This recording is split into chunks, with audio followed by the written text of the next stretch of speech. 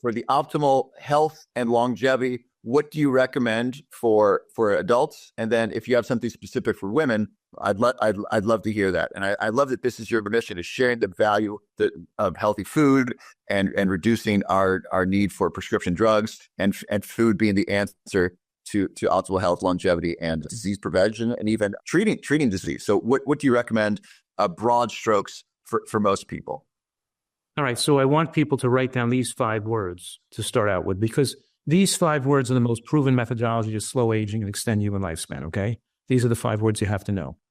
Moderate caloric restriction. Those are 3 of the words. In the context of micronutrient excellence. Those are the other 2 words.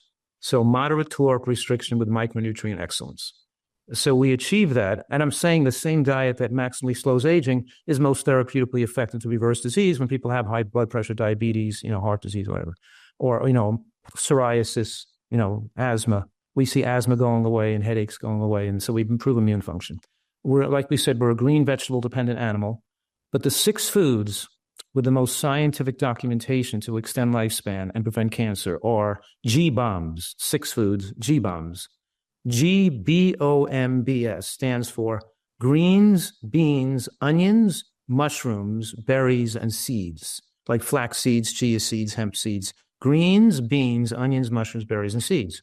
So green vegetables, both cruciferous and non-cruciferous, like lettuce is a superfood.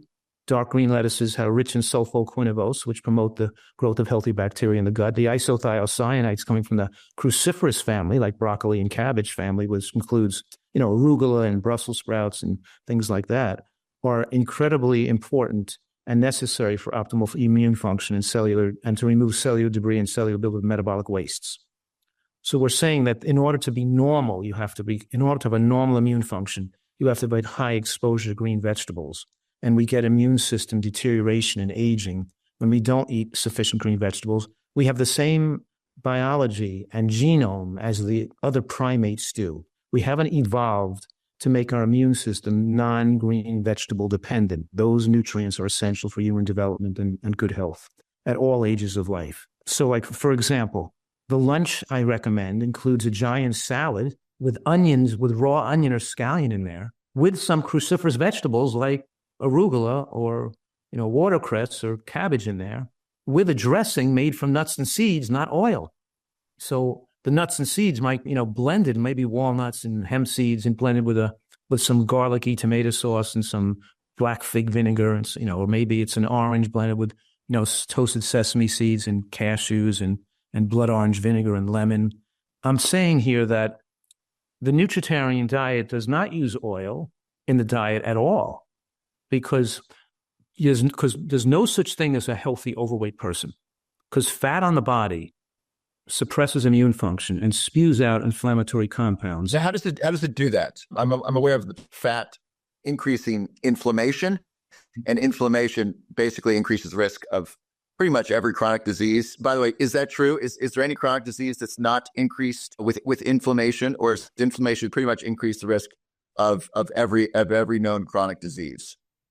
That's correct. That being overweight increases risk of all-cause mortality, all causes of death, infectious-related death, cancer-related death, high blood pressure, heart attack, and stroke-related deaths. All major causes of death are increased by body fat in proportion, in a dose-dependent relationship.